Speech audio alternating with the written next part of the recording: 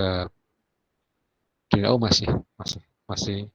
Jadi lembar pertama ngomongin tentang tema, kemudian baru mengonsep menganalisis.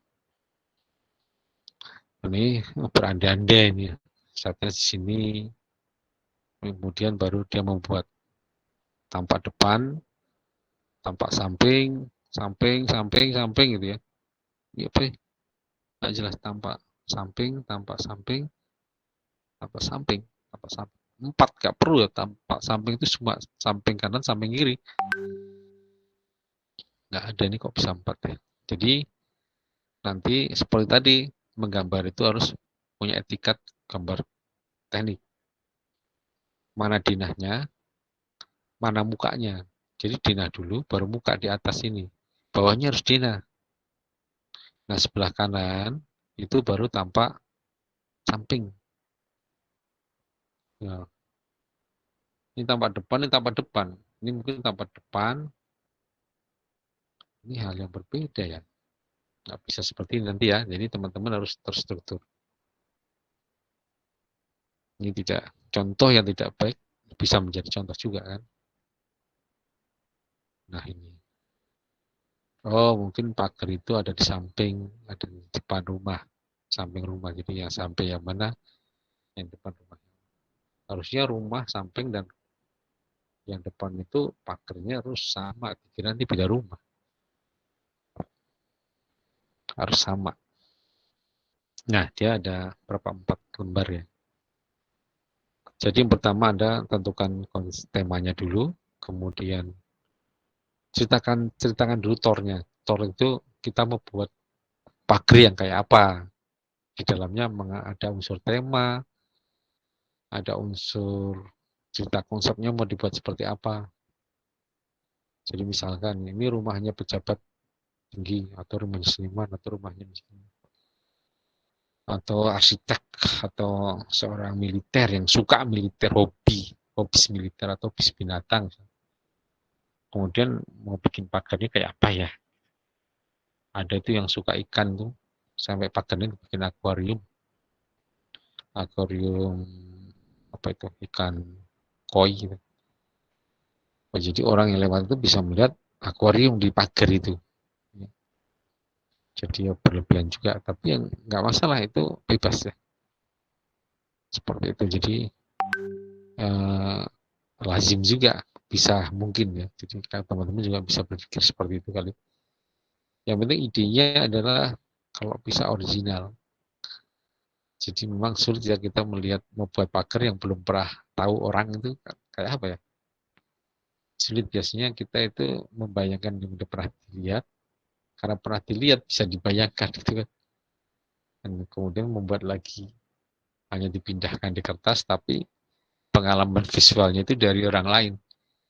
Melihat suatu karya, disimpan di kepala, dipanggil lagi, ditulis di dalam kertas lagi. Artinya sebetulnya kita nggak original, kita nyontoh sama orang lain. Yang original adalah pernah melihat suatu, kemudian dipikirkan, tak coba buatlah, tapi cara yang lain, model yang lain. Nah itu original. Apalagi datang seperti wahyu yang mimpi malam-malam, kemudian kepikiran membuatnya kayak gini. Udah orang tetangga, teman-teman nggak pernah lihat gambar pagar macam kayak gitu. Ya bagus juga, itu berarti originalitasnya tinggi. Dikasih wahyu dari setan misalnya. Wahyu kan dari Jibril ya. Dari setan apa namanya? Tapi gini sudah nggak ada wahyu ya. Gitu. Jadi ini kurang lebih seperti ini. Dan sebaiknya kalau menulis ini pakai tulisan yang balok, tulisan kapital, angka apa, huruf besar semua, dan sama gitu ya. Bikin pakai huruf besar semua. Tidak terlalu banyak garis-garis gini, nggak penting. Pokoknya huruf-huruf aja diilustrasikan, dibikin diagram, dibikin gambar-gambar yang kamu ingin buat seperti apa di dalam konsep nanti. Dan ini dalam bentuk analisis konsep itu belum ada gambar aslinya. Ini kan seperti sudah ada. Jadi di sini cuma tema sama konsep, belum ada gambarnya. Hanya arahan-arahan aja. Nah, ini harusnya termasuk dalam data existing. Ada di sini juga. Gitu ya. Nah, baru kemudian digambar. Nah, tampak potongan perspektif di sini nih, di lembar ketiga. Bisa, nggak usah di garis tengah, ini saya juga tahu kalau ini gambarnya dari ini. Tapi malah bingung bikin pagar dua ya. Kesannya kan gitu ya, kalau bikin. Jadi walaupun kita tinggal di hook pojokan rumah ya, pojokan jalan. Jadi akhirnya punya pagar sebelah sini sama pagar sebelah sana. Harus disamain dong. Kalau nggak disamain dikirain ini rumah yang berbeda. Ini kan berbeda. Jadi nggak boleh. Nggak usah dikasih garis tengah ini. Saya juga udah tahu kalau ini perspektif, dikasih nama perspektif apa. Dikasih keterangan ini dinding, ini apa besi atau plat atau batu bata atau apa. Ada penamaan seperti contoh tadi. Nah, tidak ada penggaris-penggaris gini, nggak ada. Ya udah digambar aja, kasih nama gambar. Biasa aja. Makanya nanti teman-teman bukan hanya dapat informasi dari saya itu sebenarnya dosen itu hanya memberikan sekitar 20%. 80%-nya adalah teman-teman bertanya dan mencari tahu sendiri. Nah, itu namanya mencari ilmu ya. Mencari itu ya nyari, bukan given gitu. Bukan dikasih dari dosen. Dari dosen itu memberikan support, membuka wawasan berpikir. Nah, teman-teman yang berpikir dan mencari. Makanya cari ilmu itu sampai dapat. Kalau nggak dapat jangan pulang-pulang. Bahasanya kayak gitu ya. Jadi mencari ilmu, bukan menerima ilmu. Gitu. Ada pertanyaan sampai di sini? Nanti saya bagi semua di grup lah kalau enggak ya. Kalau enggak saya grup tak kasihkan ke Mbak dari ketua kelasnya, Mbak Gladys. Ada pertanyaan? Kita tuh kalau jadwalnya itu sampai jam setengah 12. Itu artinya sebetulnya kebanyakan perkuliahan itu hanya 1 jam, kemudian diisi dengan asistensi sampai selesai. Atau perkuliahan sekali 1 jam, kemudian sisanya untuk studio dikerjakan dan diawasi sama dosen keliling mencermati sampai di mana mengerjakannya. Nah, besok kalau kita ketemu seperti itu. Ketemu, kita kuliah sebentar atau kita langsung asistensi, nah tergantung kebutuhannya. Perkuliahan itu biasanya dibutuhkan kalau kita misalkan nih, saya ngomong nanti besok tugasnya pagar, saya bicara pagar hari ini. Jadi supaya teman-teman punya bahan untuk buat pagar besok. Nah, kalau misalkan ada permasalahan, tanyakan di grup atau tanyakan langsung ke saya, kita bisa jabrian dan kita bisa asistensikan selama 1 minggu ini. Minggu depan dikumpulkan, nah pasti pengumpulan itu, nah ini pengumpulan. Oke, bicara pengumpulan, nanti saya minta dibuatin draft ya. Jadi saya tinggal ngambil-ngambil aja. Saya dikasih linknya, tinggal ngambil. Minggu pertama, tugas gambar pagar. Nanti saya mungkin habis perkuliahan tinggal ngambil. Atau itu kita butuhkan untuk asistensi. Kita buka, kita baca bareng-bareng. Bisa seperti itu. Formatnya PDF ya. Baik, Pak. Ada pertanyaan? Izin bertanya, Nanti. Pak. Silahkan Pak. Untuk lokasi dan uh, rumah aslinya itu gitu, Pak. Maksudnya dari ngambil dari rumah asli gitu, Pak. Sebetulnya enggak. Soalnya adalah fiktif. Mbak bisa fiktif, boleh. Mau pakai rumah asli ya boleh. Rumah asli itu sebetulnya untuk memudahkan saja. Ya kan? Jadi kalau ada fiktif, berarti semuanya fiktif. Karena agak sedikit, nggak ada batasnya ya. Tapi kalau misalkan Mbak 10 meter, wah aku punya rumah 10 meter, pas ini. Ya cepat tak buat pagar rumahku dengan desainku. Itu lebih terbatas pemahamannya dengan tema rumahku. Lebih mudah kan? Daripada misalkan ini tugasnya 10 meter. Terus kemudian rumahnya apa ya? Ya rumahnya nanti tak bikin natural. Nah, jadi konsepnya mikir sendiri. Sini rumahnya siapa? Kira-kira rumahnya rumahnya Novel. Nah, mikir lagi kan. Jadi kita membuat sosok usernya, kita membuat bentukan temanya, ya, itu saya bebas sebetulnya. Jadi mau menggunakan asli yang punya supaya kita mudah mendesainnya, ada usernya soalnya, ada temanya rumah itu. Kalau kita membuat sendiri yang semua fiktif, itu liar semua, nggak ada batasnya. Jadi misalnya, kan teman-teman itu kan lebih enak kalau ada batasnya ya, dikasih batas-batas. Libur sampai tanggal 20 libur, 20 nanti masuk. Libur tanpa batas. Nah, seperti itu. Kalau ada batasnya itu, jadi tema dibatasi, rumahnya dibatasi. Nah, jadi prinsipnya ini adalah terserah kamu. Saya cuma punya soal. Ini ada bidang pagar sepanjang atau selebar 10 meter. Anda rencanakan pagar. Silahkan asumsikan semua sendiri. Rumah siapa, temanya apa, bebas. Gitu. Yang jelas, rumah pagar ini harus ada tema, ada konsep. Oke, makasih Gitu. Pak. Pak, izin bertanya Pak. Kita harus juga buat analisa tampaknya nggak Pak? Analisa site-nya gitu. Tidak, jadi analisis tampak iya, analisis tapak tidak. Jadi kalau analisis tampak itu bisa, kalau analisis tapak tidak.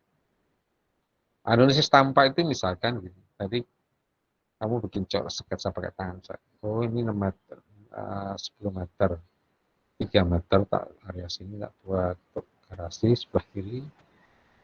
Ini yang pintu kecil, yang lainnya tak buat. Oh ini mau bikin penempatan lampu, penempatan pot, begitu. Temanya tradisional, jadi kita terus melihat bangunan pagar orang Jawa seperti apa, misalkan Jawa. Oh kayak kapur ya. Oh kamu mau pakai tradisional Bali. Oh pakai atau kayak oh saya kepengen yang modern aja lah, atau mungkin yang vernacular. Ini ada teknologinya tapi masih ada aroma etnisnya. Jadi ya silahkan. Jadi, analisis tadi itu cuma untuk buat pendekatan desain, pendekatan waktu menggambar. Itu namanya konsep. Kepengen kayak apa itu kamu konsepin. Dikasih ruang 10 meter, kamu bagi berdasarkan ini zona pintu, ini tetap itu garasi mobil, zona pintu orang, ini zona untuk menempatkan ini sekian nanti, ini catatan gambar nanti, atau dari ini budaya Bali, budaya Jawa. Nah itu buat itu namanya konsep gitu, yang akan mau kamu gambar. Temanya budaya. Nah, temanya budaya. Gampang. Konsepnya ya, mau budaya mana? Budaya aja. Terus kamu mau eklektik, mau ambil satu-satu, ditempel-tempel, bisa juga. Jadi, yang harus ada konsepnya adalah tampak. Dan kamu kan bisa sudah belajar estetika bentuk pertama. Bentuk pertama itu kan ngomongin estetik. Ngomongin estetis itu kan artinya kan hanya sekedar estetis. Jadi sebetulnya kalau kita mau mengejar estetis, itu mudah. Misalkan pagar itu 2 meter gitu, sepanjang 10 meter. 2 meter, 10 meter. Dari 2 meter kali 10 meter ini, kalau hanya bikin flat kan jelek. Makanya kadang harus pakai prinsip-prinsip estetika bentuk seperti apa. Oh kita kasih keseimbangan. Oh kita kasih hierarki. Oh kita kasih point of interest. Oh kita kasih kontinuitas, hierarki, datum, perulangan, keseimbangan atau asimetris-simetris. Itu kan semua kan prinsip-prinsip estetika bentuk. Itu Mbak bisa terapkan. Ya, baik tadi misalkan secara fungsi ada ini pintu gerbangnya sini, karena mobil masuk ke sini. Ini tak bikin lebih ke hierarkis. Jadi tingginya di sini. Namun sebelah kanan itu harus ada penyeimbangnya. Sehingga akan terjadi asimetris tapi berseimbang. Nah, itulah pengolahan estetikanya dan fungsionalnya seperti apa. Perhatikan, ada fungsional, ada struktural, ada estetika. Blended plus maksudnya. Yang utama fungsional, yang kedua harus kuat, yang ketiga harus estetis. Arsitektur. Di arsitektur itu hanya bicara fungsi dan bentuk. Fungsi dan bentuk kekuatan. Apa? Diperbius. Seperti itu. Ada lagi yang mau tanya? Baik, sepertinya ada pertanyaan. Mudah-mudahan yang pria-pria ini paham ya. Bagi yang banyak terus. Saya suka kalau bertanya ada yang banyak, ya. Ada interaksi.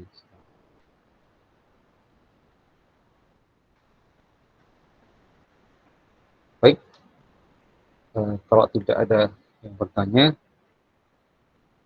kita menjelang jam 11:30 ya. Ngomong ternyata lama juga ya, dari jam 9 sampai 11. Proporsional memang kuliah itu jangan banyak ngomong. Tapi banyak kerja, karena kerja ini kaitannya tadi skillmu terasah.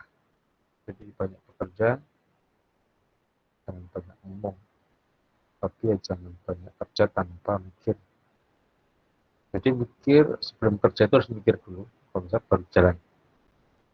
Jangan waktu kerja mikir. Atau sebetulnya terlalu banyak mikir nggak kerja-kerja. Wah, tugasnya sudah larut-larut mau dekati pengumpulan. Kita mau keluar ide-idenya. Jadi tidak baik. Jadi proporsional aja. Saatnya mikir, membuat tema konsep, pikir, dan cepat segera digambar. Jangan berlarut-larut. Jangan kebanyakan mikir, panjang mikirnya, kerjakan terlalu lambat. Apalagi panjang mikir, nggak ngerjain malah. Orang yang penting itu udah ngerjain, karena itu ada pengumpulan tugasnya, targetnya. Masih selamat ngerjain, tapi nggak pakai pikiran. Ya, sebenarnya kan nggak maksimal juga. Baru tanpa mikir. Jadi, kurang lebih seperti itu wacananya, kita nanti ketemu di studi. Baik, kalau begitu akan saya akhiri. Nanti ini saya sampaikan ke Mbak Gladys. Biar nanti dikelola satu tempat, biar enggak tidak ke ini. Kalau ke grup saya khawatir, kemarin tuh daring terus gitu ya. Akhirnya materi di grup terus. Lama-lama berat juga HP. Ya. Baik, ya, saya minta izin menutup forum ini. Terima kasih. Assalamualaikum warahmatullahi wabarakatuh. Waalaikumsalam warahmatullahi wabarakatuh. Terima kasih banyak, Pak. Terima kasih, Pak. Terima kasih.